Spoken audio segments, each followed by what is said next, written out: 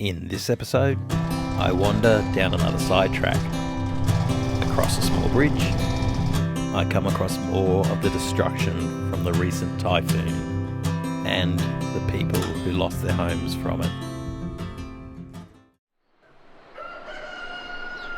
I woke up surrounded by the famous rice terrace of North Vietnam, and I must admit it is a magical place to do so. It was so mellow, in fact, I had a later start this morning and didn't make a move until 8 a.m. I headed off from the Big View homestay perched on this ridge, nestled amongst thousands of rice fields.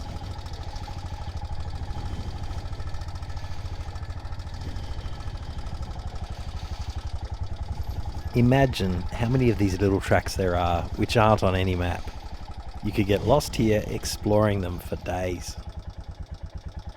Today, I was going to make my way towards the most famous area to ride in North Vietnam, the Hà Giang Loop. Not sure if I'd make it there today, but it is to the northeast of these rice fields. I hadn't planned out a route to follow, I was just going to head in the general direction and see what I come across along the way.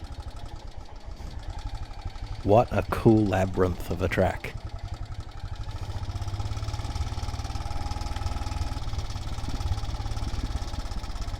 I made it onto the small road, from the very small road, or I guess you'd call it a track. These access roads into the farms are rather steep. You can see why they'd have to concrete them, as in the wet there would be no chance of getting their scooters and small bikes up the inclines once the dirt turned into that slippery mud.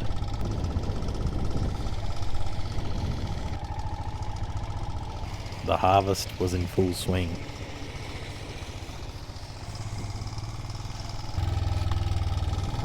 This section almost feels alpine-like.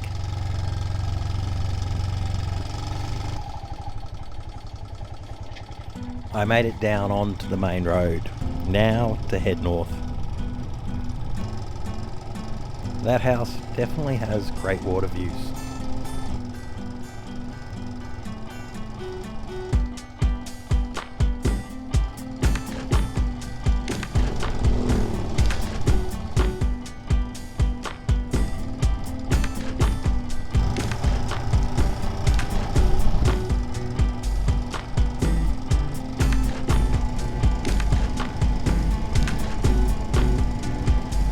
There was so much grain being dried along the side of the road in this village.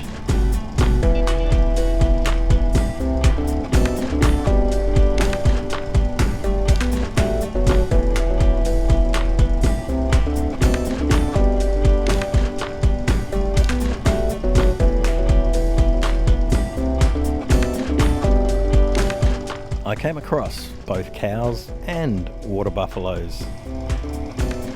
Another one of the 2,360 rivers here in Vietnam. It looked like there was a really cool gorge down there, but I couldn't find anywhere to view it from. I decided to try down this side track. But again, no luck. I'd gone too far past it.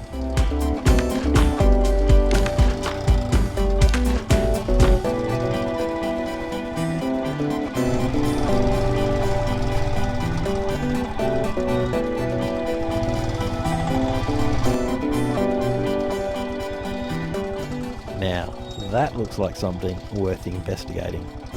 Through the excavator arch. I think the dog is showing me the way to go. Obviously, he thought I was more skilled on a motorbike than I am. Okay, he's waited for me.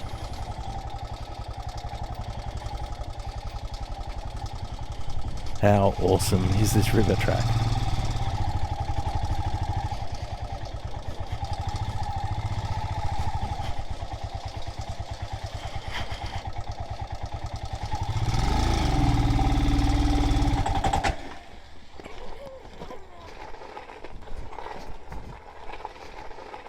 Well, that's what you get when you're looking at the scenery and not paying attention to riding.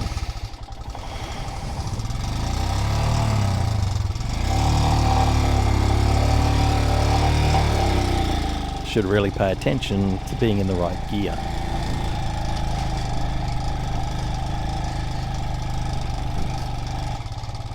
There was a bridge to the other side of the river, so it would be rude not to check it out.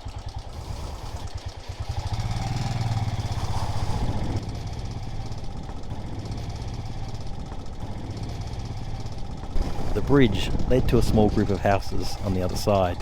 There was a group of locals watching on. Although they were smiling, I felt like I'd just ridden up their driveway to their front door. So I turned around again.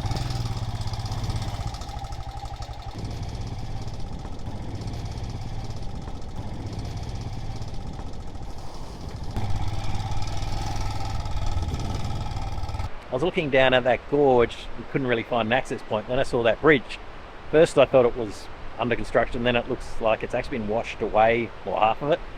But it was crossable. I could get across it, so I did. And I've ended up with this little valley, another suspension bridge. Just there's so many offshoots and awesome little villages. So many rice paddies through here. It's awesome. It is, and yes, I wasn't concentrating, I was in the wrong gear. Luckily these things are tractors, I could drop it back down into first and chug back up. Perfect bike for wandering and getting lost and doing silly things. Every one of these small villages along the river you could imagine being on a postcard. I made my way back down.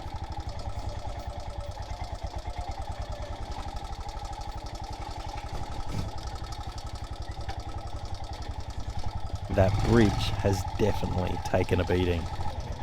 I needed to give it a bit to get up.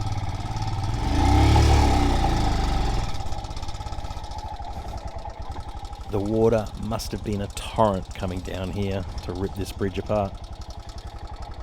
I just had to miss a rather large hole on the way down.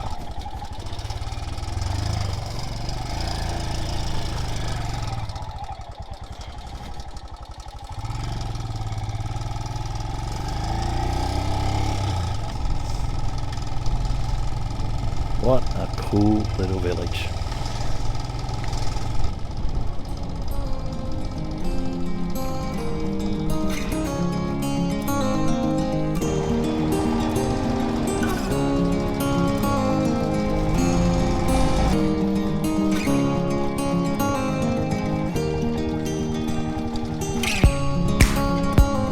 I came past another small dam, and you could see it was flowing over the top of the wall.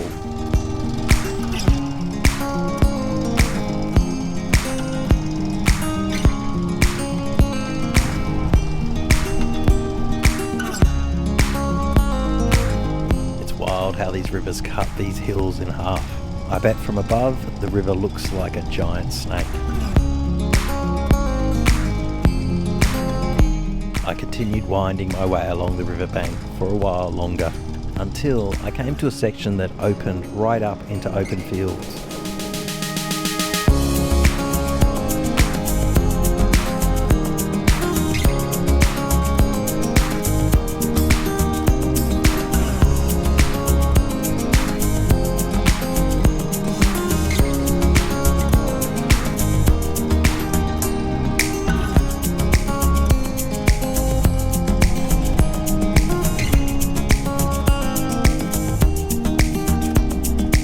Something slightly different than I'm used to, they have a countdown to the traffic lights changing. Oh yeah, Vietnam does bakeries very well.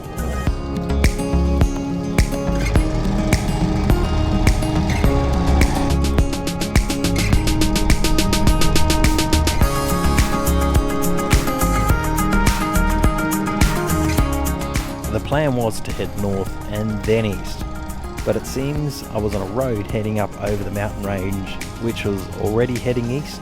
I must have either missed a turn off to the north or taken a turn off that had led me to the east. Well, at least I get to ride through another stunning looking mountain range.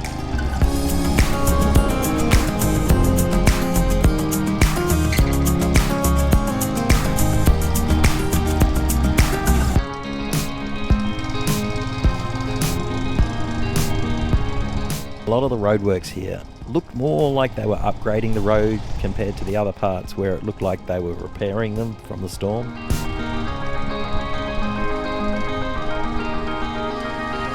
Now, they are some massive water pipes. They must be part of a hydro scheme.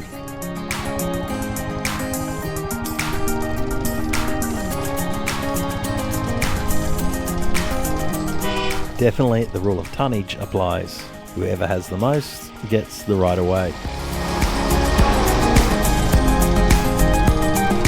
The trucks are coming through thick and fast now.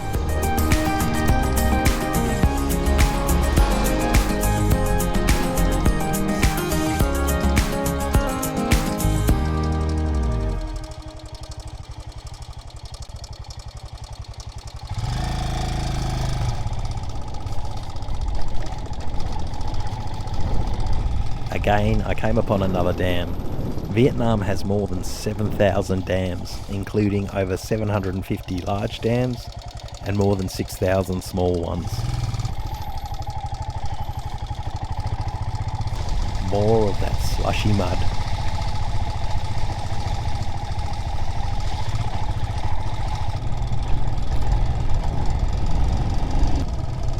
I passed through another town, and then continued along the riverbank.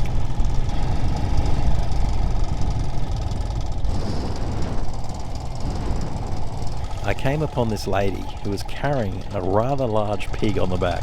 I gather the pig was still alive as she'd put banana leaves over the top to shade it. Once again, more large trucks carrying debris away from the damage of the typhoon.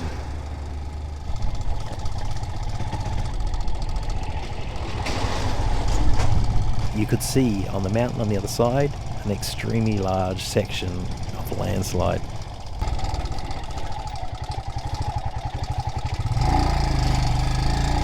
Here, a whole section of road had fallen away. Water running under the road had pulled all the dirt away. This section of landslide was insane. All this dirt had come from the gully to the right above. You just hope no one was around when it happened. Well, it looked like someone had beached their car on the mud in the middle of the road. They would be glad they got moving again. Digging a car out of this mud would leave you, well, very dirty.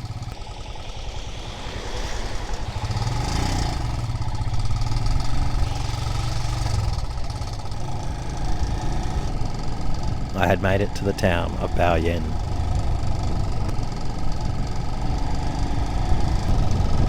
As I headed out of town, I came across a major river, which looked like it had burst its banks as a result of the typhoon and taken out buildings along its edge. A young girl who could speak a little English, and I gather her grandmother, came up and told me that this is where their place used to be, as it had washed away into the river. Don't even want to guess what the 3 meant. 3? That's no good. Bye-bye. My family went through a similar experience where their house was totally destroyed, along with 90% of the city.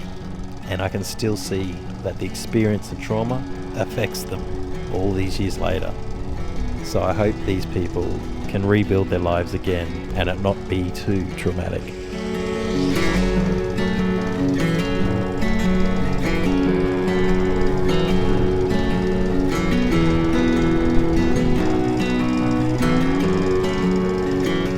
I was stunned at how much river sand had been dumped on the roadside.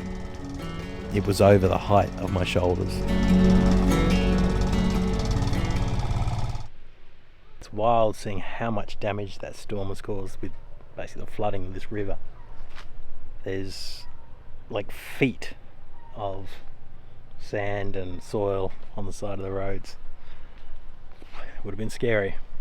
You could see the banks of the river had been stripped away. There was even debris in the power lines, an indication of how high the water was. And that old lady, I think what she was communicating is that's where their houses were, that were just leftover concrete slabs, and they were basically broken up as well. Kids are all super friendly. Hardy bunch, kids. I'm just walking through river sand on the bank and seeing I'd either taken a turn or missed a turn. I was going to go a bit further north and then head east, but I'm just going to head towards that loop now, see what's there.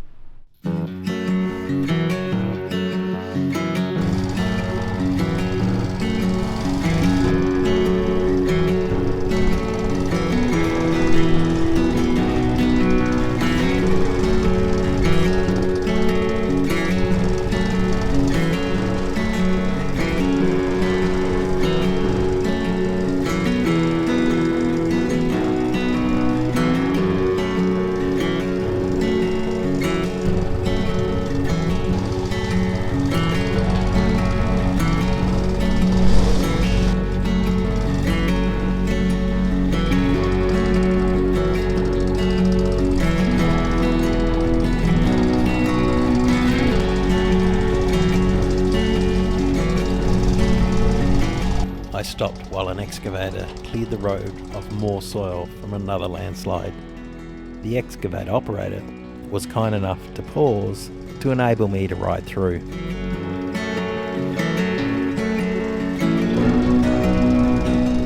It looked like this section had already been cleared of dirt. They must be making their way slowly up the road, clearing as they go. Again, there were signs that this area had also been cleared.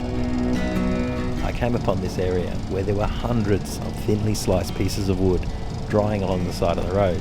They were almost like sections of plywood before they're glued together.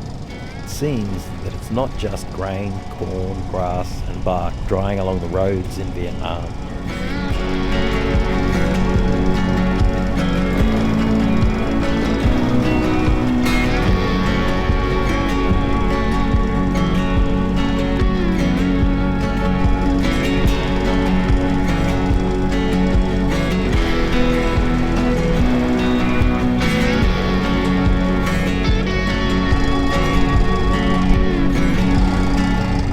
Came into a town on the outskirts of the loop and had a quick search for somewhere to stay. Now I just had to find the place.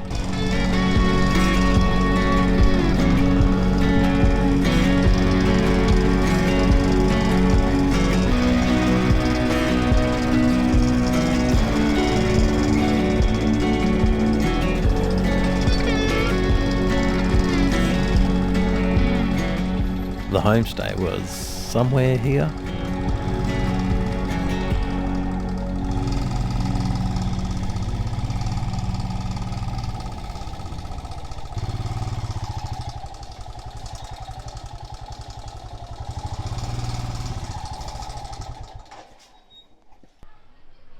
Found some accommodation, homestay. As I came in, I saw the internet come up on the phone, so I was like, okay. I actually like the homestays better than the hotels. You just get to meet people, but they're harder to find. You can get them on the bookings.com sort of sites. Hotels are just easy if you haven't got any internet. I must say too, the bike is starting to look good. I think it's my artistic touch of a bit of mud here, a bit of mud there. Looks like it's been used and had a lot of fun with. Doing a great job. The homestay was a tropical style house where there were a lot of open spaces for the air to flow through. They have a fireplace inside on the first floor.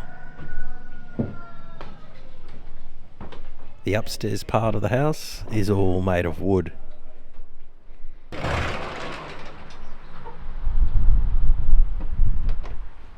And it does have a view over the rice fields. The rice harvest was in full swing. I walked into the front garden over the pond.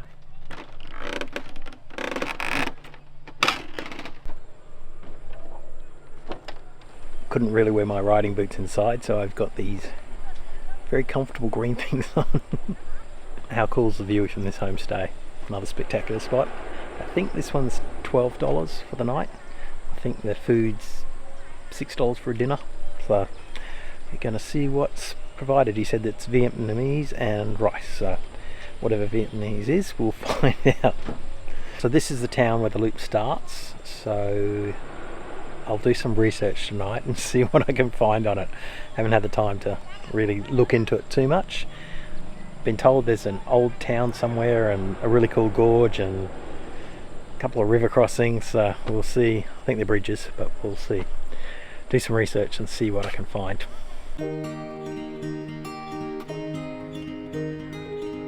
I wandered up the street, and again everybody is super happy and friendly.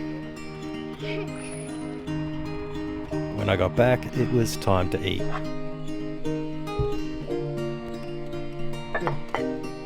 There was so much food, and yes, it was delicious. With a full belly, I headed to bed.